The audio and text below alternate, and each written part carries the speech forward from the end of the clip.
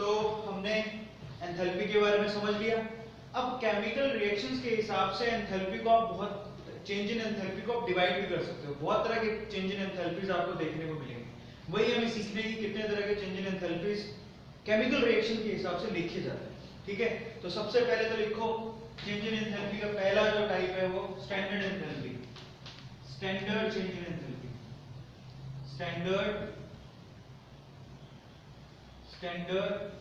Change in enthalpy, change in enthalpy. सबसे पहले standard change in enthalpy देखते हैं। ठीक है, अगर कोई केमिकल रिएक्शन, जरा ध्यान से समझो, अगर कोई केमिकल रिएक्शन स्टैंडर्ड कंडीशन में हो रही हो तो उस टाइम पे जो चेंज आया एंथैल्पी में उसको हम लोग क्या बोलते हैं, स्टैंडर्ड चेंज इन एंथैल्पी। लिखो, तो उसके लिए लिखो if any reaction, if any chemical reaction, ठीक है, occurs in standard conditions, standard conditions। अब ये स्टैंडर्ड कंडीशंस क्या होती हैं जरा देखो। हम ज्यादातर स्टैंडर्ड कंडीशंस में प्रेशर कितना लेते हो, 1 बार और 1 atm। समझ में आता है, प्रेशर तो रहता है 1 बार और 1 atm। टेम्परेचर हम लोग ज्यादातर क्या लेते हैं, 298 केल्विन। बात समझ में आती है। और कंसंट्रेशन हम लोग कितने लेते हैं, 1 कैपिटल एन। जो गैस का जो कंसंट्रेशन है कितना लेते हैं, 1 कैपिटल एन। इन्हीं को हम लोग क्या बोलते हैं थर्मोडायनामिक्स में स्टैंडर्ड कंडीशंस होते हैं। बात समझ में आता है। तो हमने क्या लिखा, if any chemical reaction occurs in standard condition, standard condition ये हो गई। Then the change in enthalpy, change in enthalpy for reaction is called standard enthalpy change, standard enthalpy change। Standard enthalpy change कहते हैं, लिखते हैं उसको देखो लिखते कैसे, ये लिख लिया। मतलब अगर इन कंडीशंस में हो रही है कोई केमिकल रिएक्शन तो उसमें जो भी एंथैल्पी में चेंज आएगा उसको स्टैंडर्ड एंथैल्पी चेंज कहते हैं। और स्टैंडर्ड एंथैल्पी चेंज को लिखते कैसे, देखो एंथैल्पी चेंज को तो लिखते हैं डेल्टा एच, और अगर वो स्टैंडर्ड है तो ऊपर क्या लगा देते हैं हम लोग, डॉट। ठीक है, ठीक इस तरह से एक बोल लगा। क्लियर हो गया। तो डेल एच नॉट इसको बोलते हैं, डेल एच नॉट अगर लिखा तो तुरंत समझ जाना कि यहाँ जो हमारे पास एंथैल्पी चेंज आया है वो कौन सी कंडीशंस में आया है, स्टैंडर्ड कंडीशन। समझ में आता है। तो पहला हो गया, तो इसको रिप्रेजेंट हम लोग डेल एच नॉट से करते हैं। कर लिया, हो गया। चलो नेक्स्ट लिखो, इसके बाद स्टैंडर्ड एंथैल्पी चेंज के बाद लिखो enthalpy of formation, enthalpy of formation, very very very important topic, enthalpy of formation.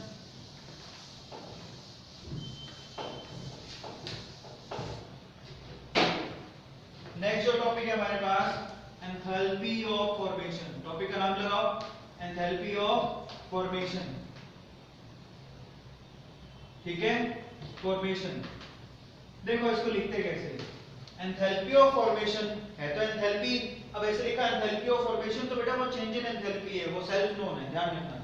तो उसको लिखते कैसे, डेल्टा एच, ये तो क्या एंथैल्पी यानी change in enthalpy of formation है तो यहां पर एक एफ लगा देते हैं। समझ में आता है। डेल्टा एच एफ दिख जाए तो समझ जाना ये क्या है, एंथैल्पी ऑफ फॉर्मेशन है। अब फॉर्मेशन का मतलब होता है किसी चीज का बनना। फॉर्मेशन का मतलब क्या होता है, कोई चीज बनती है, समझ में आता है, उसको बोलते हैं एंथैल्पी ऑफ फॉर्मेशन। और अगर इसके ऊपर डॉट लगाओ तो मतलब क्या हो गया, स्टैंडर्ड एंथैल्पी ऑफ फॉर्मेशन। बात समझ में आता है। ये तो हो गया एंथैल्पी, एफ लगा दिया तो एंथैल्पी ऑफ फॉर्मेशन और ऊपर एक डॉट लग गया, इसका मतलब स्टैंडर्ड एंथैल्पी ऑफ फॉर्मेशन। बात समझ में आती है। लेकिन ये होता क्या है जरा उसको देखें, क्या होता है, इसका डेफिनेशन लिखो, लिखो it is change in enthalpy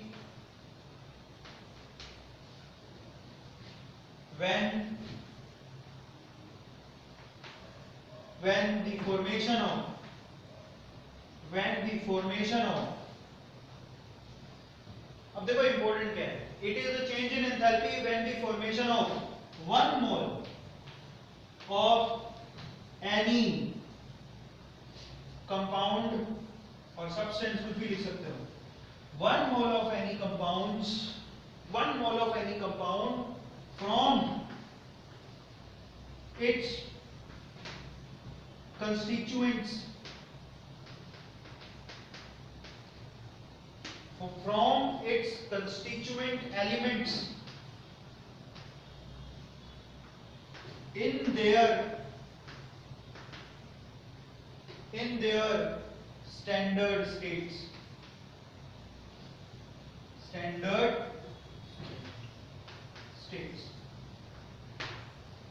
very important, बहुत इंपॉर्टेंट है, इसलिए इसको ध्यान से देखना। इवन इसमें तो जेई लेवल तक में क्वेश्चन आते हैं, इसलिए इसको ध्यान से देख लेना। क्या है enthalpy of formation? Enthalpy of formation का मतलब है कि कोई कंपाउंड है जिसका एक मोल तुम्हें बनाना है, कोई भी कंपाउंड है जिसका एक मोल बनाना है, क्लियर हो गया? लेकिन वो किससे बनाना है? उसके कंस्टिट्यूएंट एलिमेंट से, और वो कंस्टिट्यूएंट एलिमेंट कैसे होने चाहिए? अपनी स्टैंडर्ड स्टेट में होने चाहिए। समझ में आ गया? उनसे बनाना है, मतलब समझो, मतलब सबसे पहले तो एक नोट और लगा लो, लिखो नोट, मतलब समझने से पहले एक नोट लगा लो, लिखो enthalpy of formation, enthalpy of formation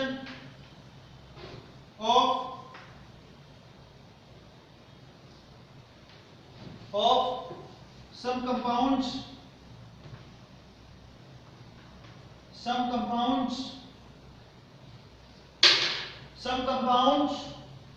in their standard state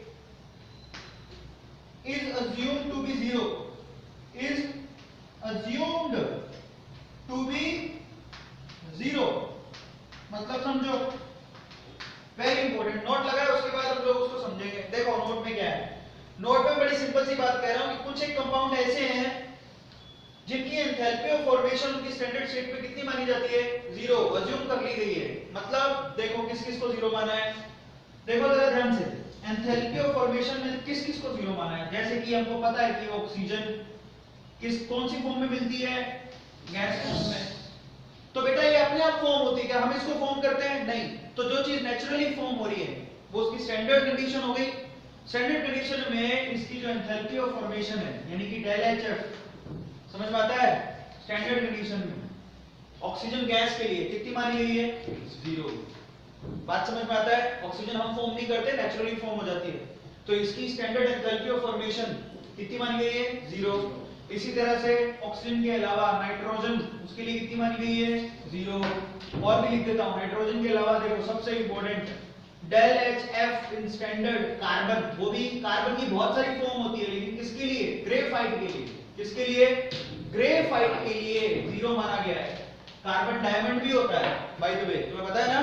diamond भी होता है, लेकिन डायमंड के लिए फॉर्मेशन एंथैल्पी का जीरो नहीं माना है, ग्रेफाइट के लिए माना है। Thermodynamically graphite is most stable state of carbon. ये बहुत बार सवाल पूछते हैं, कई बच्चों को पता नहीं होता, ये सवाल आया भी हुआ है।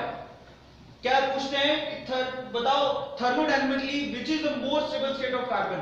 उसमें डायमंड और ग्रेफाइट दोनों लिखा हो, तो बच्चे डायमंड को क्लिक करके आते हैं, गलत है। लिख लेना ये स्टेटमेंट, लिखो thermodynamically graphite is the most stable, thermodynamically graphite is the most stable state of carbon. Thermodynamically graphite is the most stable state of carbon. ठीक है? That's why del HF not of carbon graphite is zero. समझ में आता है? ये ध्यान रखना, carbon graphite के लिए जीरो होती है, लेकिन डायमंड के लिए जीरो नहीं होती।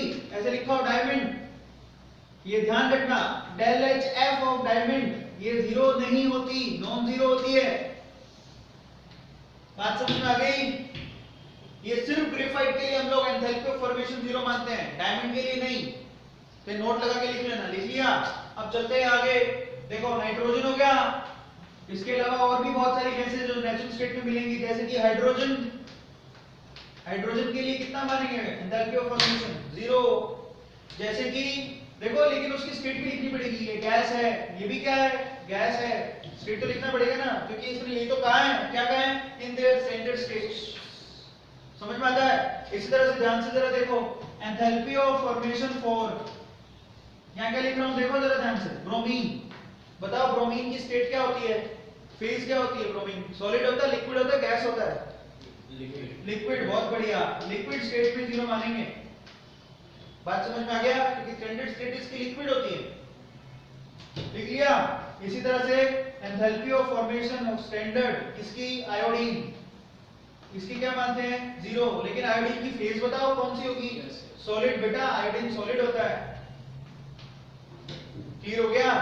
तो ध्यान रखना, फेज बड़ी इंपॉर्टेंट है। यहां पर अगर गैस लिख दिया तो वो 0 नहीं होगा, सॉलिड 0 होगा। बात समझ लेना इसको, सॉलिड 0 होगा, यहां पर लिक्विड 0 होगा। यहां पर गैस 0, गैस 0, गैस 0, ग्रेफाइट 0 है। और भी ले लेते हैं, जैसे कि स्टैंडर्ड है enthalpy standard of formation of P4। लेकिन P4 कौन सा? व्हाइट। क्योंकि P4 यानी कि फास्फोरस बहुत सारी फॉर्म में पाया जाता है, व्हाइट होता है, रेड होता है, ब्लैक होता है। लेकिन हम लोग व्हाइट के लिए 0 मानते हैं। बात समझ में आ गया? ये ध्यान रखना है, सवाल बहुत बार पूछे जाते हैं। जैसे कि एंथैल्पी ऑफ फॉर्मेशन ऑफ 4 कौन सा? एसिड। एसिड क्या है? सल्फर। लेकिन सल्फर में बहुत सारी होती है, इसमें ऑर्थोरोम्बिक को 0 माना गया है। ऑर्थोरोम्बिक स्ट्रक्चर जो होती है वो मोस्ट नेचुरल स्ट्रक्चर पाई जाती है, उसको 0 माना गया। मतलब जो नेचुरली अवेलेबल है, फ्रीक्वेंटली नेचुरली अवेलेबल। अब ग्रेफाइट और डायमंड हर जगह थोड़ी मिलता है हर टाइम पे। डायमंड के लिए प्रेशर और टेंपरेचर मेंटेन करना पड़ता है, उतना तो इस अर्थ पे है ही नहीं। और वो डायमंड मिलता कहाँ है?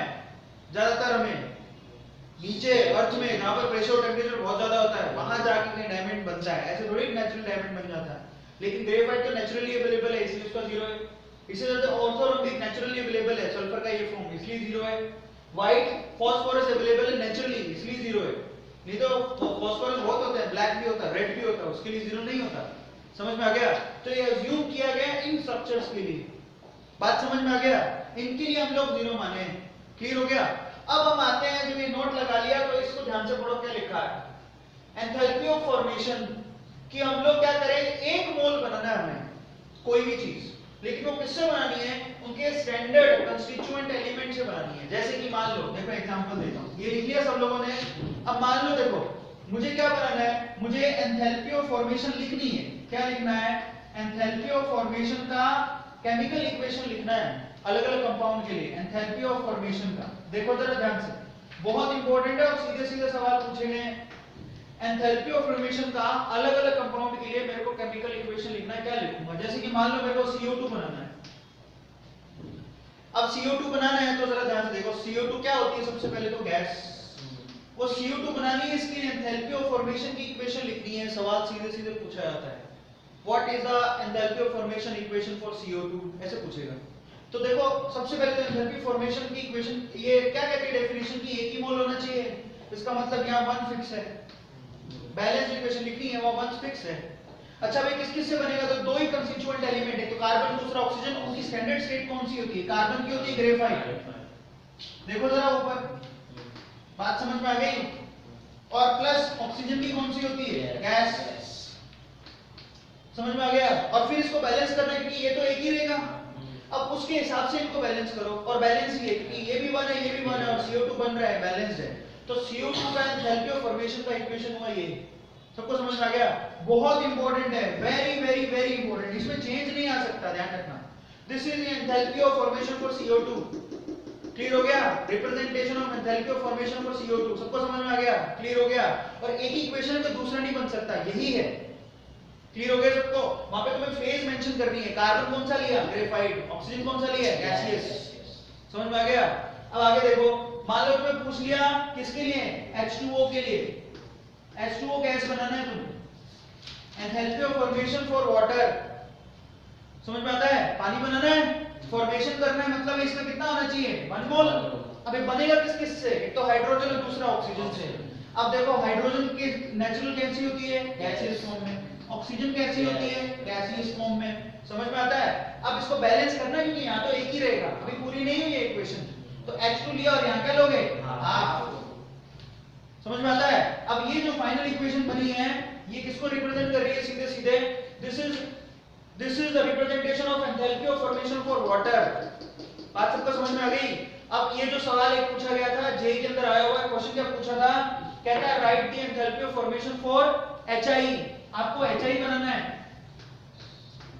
HI समझते हो, हाइड्रोजन आयोडाइड, ये बनाना है।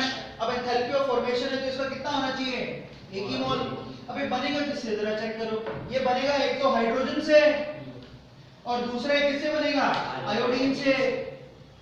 अब देखो जरा ध्यान से, इनकी कौन सी फॉर्म, कौन सी फेजेस होनी चाहिए, इनकी नेचुरल स्टैंडर्ड फेजेस। आयोडीन की स्टैंडर्ड फेज कौन सी होती है, सॉलिड, यहां मेंशन करना सॉलिड। समझ में आ गया। अब उस ऑप्शन में 4 ऑप्शन दिए थे, एक में आयोडीन में लिक्विड लिखा था, एक में गैस लिखा था, एक में सॉलिड लिखा था। तुम्हें किस पे टिक करना है, सॉलिड। हाइड्रोजन कैसे होती है, गैस, ये तो गैस ही होती है। सबको समझ में आ गया। लेकिन अभी भी पूरी सही नहीं है, क्यों, क्योंकि यहाँ तो एक ही है ना, इसको बैलेंस करना है तो क्या करना पड़ेगा, यहाँ पर हाफ और यहाँ भी क्या लगाना पड़ेगा, हाफ। ये जो फाइनल इक्वेशन आया ये उस क्वेश्चन का आंसर था। अब सोचो ऐसे सवाल पूछे जाते हैं लेकिन ये पता नहीं होता बच्चों को, क्यों, क्योंकि को डेफिनेशन नहीं पता है एंथैल्पी ऑफ फॉर्मेशन क्या होता है। अब 4 ऑप्शन कैसे देगा, एक बार तो हाफ ऑफ हटा देगा और वहां 2 लगा देगा, जो कि गलत है, क्योंकि एंथैल्पी ऑफ फॉर्मेशन में मोल एक ही होता है। बात समझ में आ गई। यहां पर जिसको भी तुम फॉर्म कर रहे हो उसके मोल कितने होंगे, सिर्फ एक। दूसरी खास बात, वो किससे बनेगा, उनके कंस्टिट्यूएंट एलिमेंट से, जो कि अपनी स्टैंडर्ड स्टेट में होने चाहिए। आयोडीन की स्टैंडर्ड स्टेट क्या होती है, सॉलिड, और हाइड्रोजन की गैस। तो इस तरह से तुम्हें लिखना है। एक और क्वेश्चन आया था, जरा उसको देखो, ये लिख लिया ना सब लोगों ने, इधर वाला। अब देखो एक और क्वेश्चन पूछा गया था, वो किसके रिगार्डिंग पूछा गया था, HBr के रिगार्डिंग। बोलता है enthalpy of formation for HBr लिखो। तो देखो हमको बनाना है क्या, HBr। अब एंथैल्पी ऑफ फॉर्मेशन है तो उसके मोल कितने होने चाहिए, 1। अबे बनेगा किस किस से, तो बनेगा हाइड्रोजन से, जो कि कौन सी फॉर्म में होगी, गैस। बहुत बढ़िया। प्लस और क्या बना रहा हूं, ब्रोमीन, जो कि कौन सी फॉर्म में होगी, लिक्विड। समझ में आता है। तो ये गैस है, ये लिक्विड है, क्लियर हो गया। और यहाँ पर Br2 है, ये H2 है, लेकिन अभी बैलेंस नहीं है, तो क्या करना पड़ेगा, हाफ हाफ। तो ये इक्वेशन लिखना है तुम्हें, एंथैल्पी ऑफ फॉर्मेशन। अभी भी कंप्लीट नहीं है, क्योंकि यहाँ पर लिखना है तुम्हें HBr गैसियस फॉर्म में ही होना चाहिए। अगर तुमने यहाँ गैसियस फॉर्म से कोई और लिख दी तो स्टैंडर्ड ऑफ ये वो नहीं है, क्लियर हो गया। जो भी कंस्टिट्यूएंट बन रहा है यहाँ पर वो इस फॉर्म में होना चाहिए, क्लियर हो गया सबको। ये एंथैल्पी ऑफ फॉर्मेशन के आपके यहाँ पर क्लियर हो गया सबको। अभी इसी के न्यूमेरिकल हम लोगों को ये उतार लो फटाफट से, लिख लिया, समझ में आ गया सबको, चलो।